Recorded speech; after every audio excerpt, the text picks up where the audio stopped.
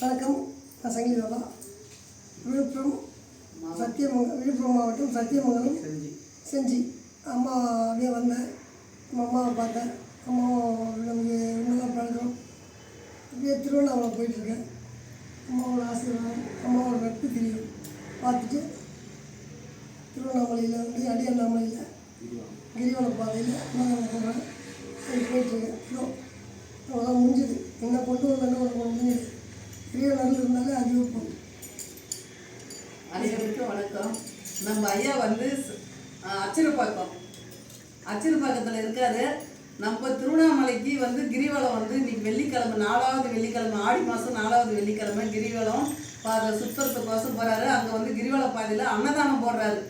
ஐயா வந்து ஒரு பௌர்ணமிக்கும் கிரிவல பாதையில் அன்னதானம் கொடுக்கறதுக்கோசம் இங்கேருந்து கிளம்பி போகிறாரு. போகும்போதெல்லாம் எங்களை வந்து என் கூட பிறந்த சகோதரனா இருந்து நாங்கள் வந்து தெய்வத்துக்கு வந்து பணிவிடை செய்கிறதுக்கு நாங்கள் படிச்சுட்டுருந்தோம்.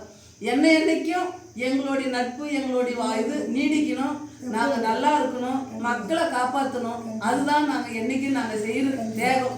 சொத்து கேட்கல, சுகம் கேட்கல, இருக்கிற வரையும் மக்களை காப்பாற்றி கொடுக்கணும், அவங்க நல்லா இருக்கணும். என் தாய் எங்களுக்கு கூட இருந்து துணையாக மக்கள் வரவங்களையும் காப்பாற்றி கொடுக்கணும்னு தான் நாங்கள் என் தாயை கேட்குறோங்க.